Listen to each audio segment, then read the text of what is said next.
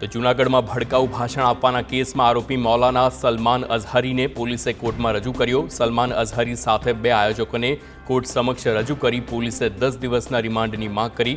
કોર્ટમાં આરોપીઓ તપાસ માટે સહયોગ ના આપતા હોવાની પોલીસે દલીલ કરી છે। મૌલાના ગુનાહિત ઇતિહાસ ધરાવતા હોવાની પોલીસે દલીલ કરી છે।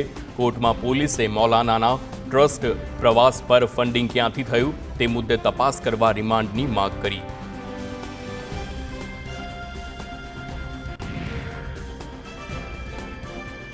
તો કટ્ટરવાદનું ઝેર ઓકનાર મૌલાના સલમાન અઝહરીના ભાષણોને વધુ એક વિડીયો વાયરલ થયો છે। વાયરલ વિડીયોમાં આયોજક અઝીમ મેમણનો અસલી ચહેરાનો પર્દાફાશ થયો છે। વિડીયોમાં આયોજક અઝીમ મેમણ ભડકાઉ ભાષણની મજા તો લેતો જોવા મળ્યો છે।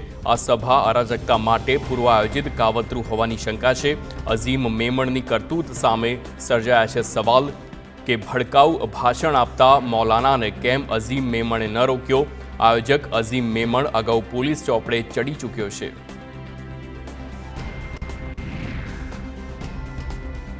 લોકસભા ચૂંટણી પહેલા રાજકીય પક્ષોમાં પક્ષ પલટાની મોસમ જોવા મળી રહી છે। હવે ભાજપના પૂર્વ ધારાસભ્ય હર્ષદ વસાવા ભાજપમાં જોડાયા છે। પ્રદેશ ભાજપ પ્રમુખ CR પાટીલની હાજરીમાં હર્ષદ વસાવા ભાજપમાં જોડાયા હતા। પાટીલે ખેસ પહેરાવીને તેમનું સ્વાગત કર્યું। હર્ષદ વસાવાએ કહ્યું, પાર્ટી આગામી સમયમાં જે પણ જવાબદારી આપશે તે જરૂર નિભાવીશ।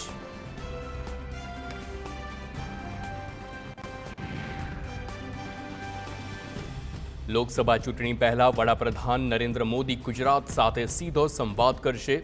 10 ફેબ્રુઆરીએ વડાપ્રધાન વર્ચ્યુઅલી જોડાશે અને ગુજરાતની 182 બેઠકો પર એક સાથે તેઓ સંબોધન કરશે।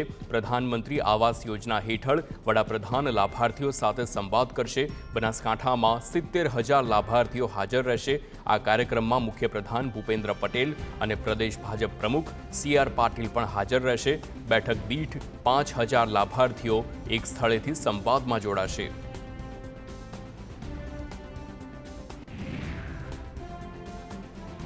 સાબરકાંઠાના હિંમતનગરનો એક વિડીયો વાયરલ થયો છે। ઘેટા બકરાની માફક એમ્બ્યુલન્સમાં વિદ્યાર્થીનીઓને ભરી હતી। એક એમ્બ્યુલન્સમાં 40 જેટલી વિદ્યાર્થીનીઓને બેસાડી છે। ખખડધજ પેશન્ટ એમ્બ્યુલન્સમાં નર્સિંગની વિદ્યાર્થીનીઓ બેસાડી દર્દીને બદલે કોલેજથી સિવિલ સુધી વિદ્યાર્થીનીઓને લાવવા માટે એમ્બ્યુલન્સનો ઉપયોગ કરાયો છે। બસના અભાવે એમ્બ્યુલન્સનો ઉપયોગ થતો હોવાનો દાવો કરાયો છે।